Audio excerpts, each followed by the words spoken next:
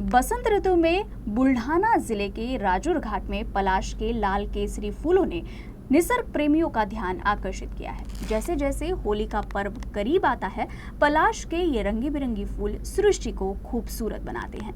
ये फूल जंगलों का सौंदर्य और ताजगी बढ़ा रहे हैं। राजूर घाट में इस बसंत ऋतु में पलाश के फूलों ने निसर्ग प्रेमियों का ध्यान आकर्षित किया है।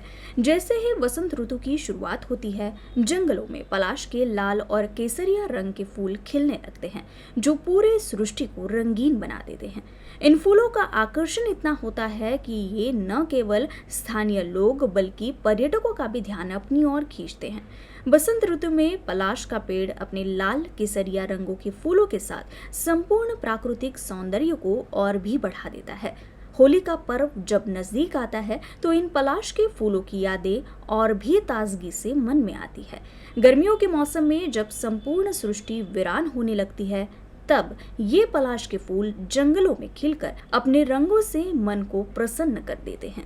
राजूर घाट में पलाश के ये रंगीन फूल न केवल मनमोहक है, बल्कि यहाँ के वातावरण में एक अलग तरह की ताजगी और शांति का एहसास भी होता है, जो निसर्ग प्रेमियों के लिए एक अविस्मरणीय अनुभव बन जाता है। वसंताची चाहूल लागते, रानावनात पळस फुलायला लागतं आणि पळस फुलला की ग्रामीण भागात होळीची चाहूल लागते।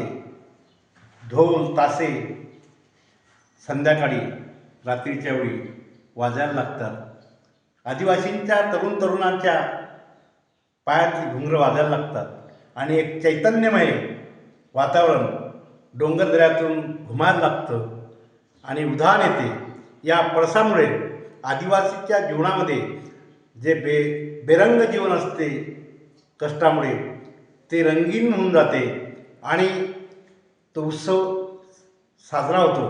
होळीचा भांगरेहाट असो का होळीचा बाजार असो, त्या बाजारामध्ये तरुणी आपले वर शोधण्याकरता, एकमेकाला निवडण्याकरता त्या बाजारात फिरतात आणि पळसाच्या या सानिध्यात आपलं जीवन हे पुन्हा सुरुवात करतात। या पळसामुळे ग्रामीण भागामध्ये आणि डोंगरदऱ्यामध्ये जो काळा डोंगर असतो गवत सुकल्यानंतर, तो पुन्हा लाल होऊन जातो आणि या चैतन्यमय वातावरणामध्ये पळस हा उधाण आणतो जीवनामध्ये।